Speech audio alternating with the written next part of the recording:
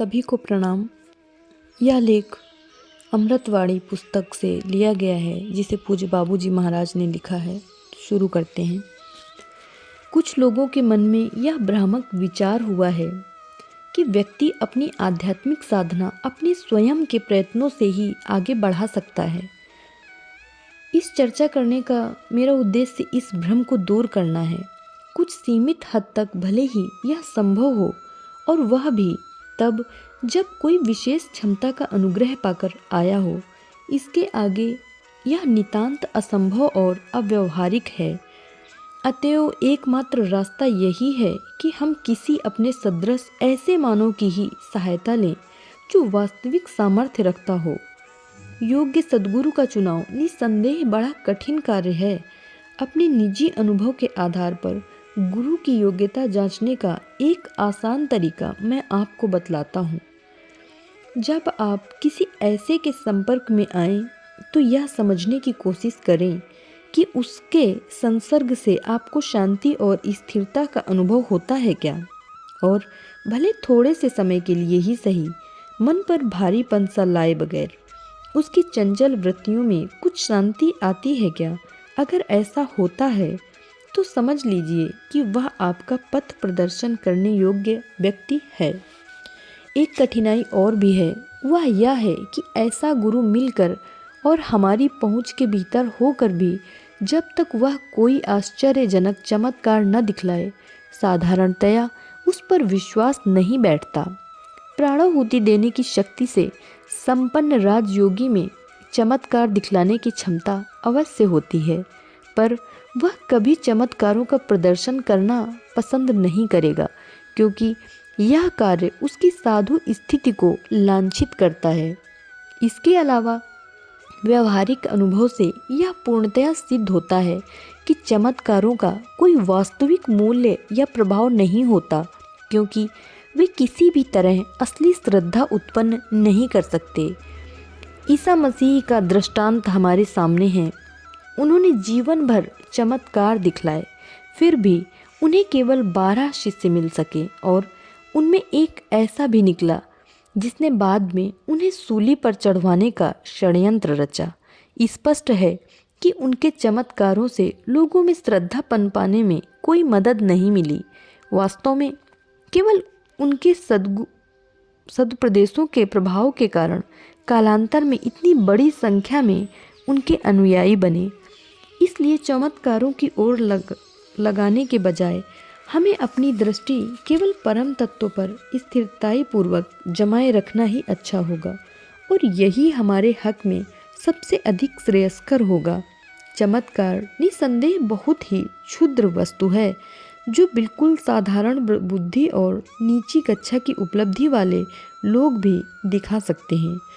चमत्कार को किसी संत या योगी की कसौटी कभी भी नहीं मान सकते।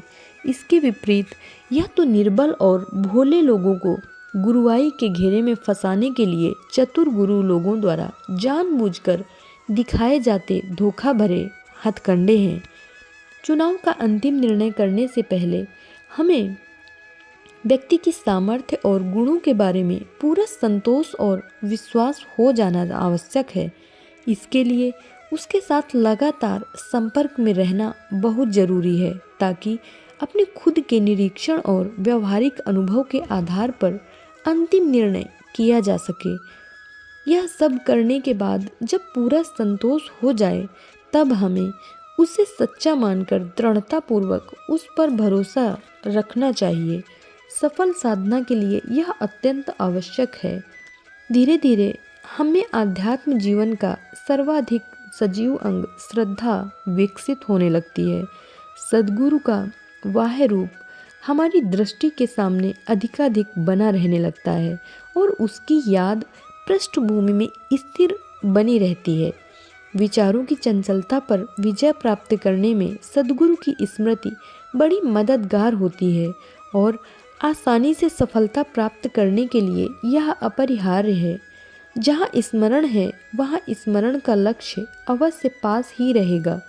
यह स्मरण अभ्यासी को एक ऐसे स्तर पर उठा देती है जहाँ वह अनुभव करने लगता है कि वह प्रियतम का दरवाजा खटखटा रहा है।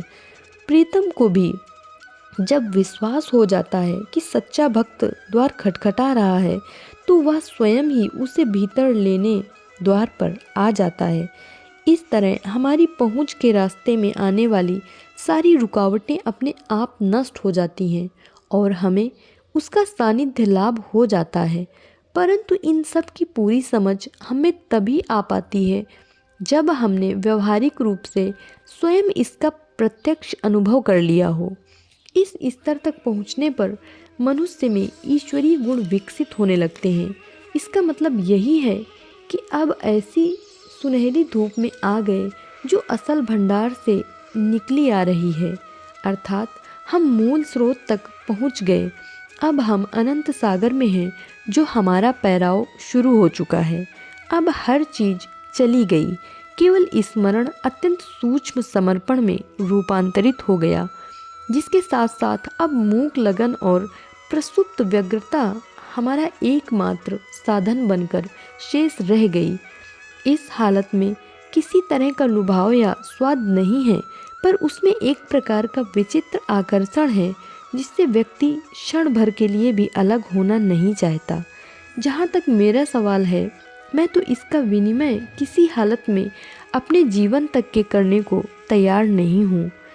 तथापि यह तो वास्तविकता का केवल अर्थ है जहाँ पवित्रता, शांति और आनंद तक की भी इति हो जाती है। अब बताइए, अगर एक व्यक्ति ईश्वर में लय हो जाए और दूसरा उसकी बनाई भौतिक रचना में, तो उसमें से हर एक को क्या क्या मिलेगा? निश्चय ही एक को वास्तविकता मिलेगी और दूसरे को केवल उसकी अनुकृति। क्या इसका दोष ईश्वर के मत्थे मढ़ा जाए? कदापि नहीं। ईश्वरीय धारा तो दोनों के लिए एक सरीखी ही बही है। अंतर इतना ही है कि हर एक ने उसमें से हिस्सा लिया अपनी शक्ति और योग्यता के अनुसार। मैं अपने सभी भाइयों से एकत्व तो अनुभव करता हूँ, क्योंकि हम सब उसी के एक स्वामी ईश्वर से जुड़े हुए हैं। इसमें ऊंच नीच या बड़े छोटे का विचार रत्ती भर भी नहीं होता। कोई मानव रूपधारी मानवीय दृष्टिकोण से बड़ा या महान हो सकता है कि वास्तव में वह सबसे छोटा हो। सच तो यह है कि उसके छोटेपन में ही उसका बड़प्पन है। यद्यपि अपनी व्यक्तिगत हालत में वह शून्य से अधिक कुछ भी ना हो, पर शून्य का भी अपना अलग महत्व है, क्योंकि किसी भी अंक के बाद इसे लगा देने से उसकी कीमत बढ़कर 10 गुनी हो जाती है। यही वह चीज़ है जहाँ भक्ति अंत में हमें पहुँचा सकती है। यह मेरा हृदय आप सबको क्रीड़ा स्थल के रूप में अर्पित है। भले कोई इसे मनोरंजन क्षेत्र के रूप में अपने मनोरंजन के लिए बरते या कोई पागल बनकर विचरने का वीराना बनाए। जैसे भी पसंद हो वह इसका उपयोग करे। यह हर एक के बसने के लिए बिल्कुल खुला है। यहाँ कोई अपना प्रतिबिंब देख सकता है और दूसरा कोई अपने प्रियतम का रूप भी। समत्व प्रकृति की विशेषता है और हर एक को अपना उचित भाग उसमें से मिलता है। ईश्वर का समृद्धि और समदर्शी दोनों होना विख्यात है। असली गुरु का हृदय भी समता की भावना से भरा होना चाहिए, अन्यथा वह इस कार्य के लिए बिल्कुल ठीक नहीं है। धन्यवाद।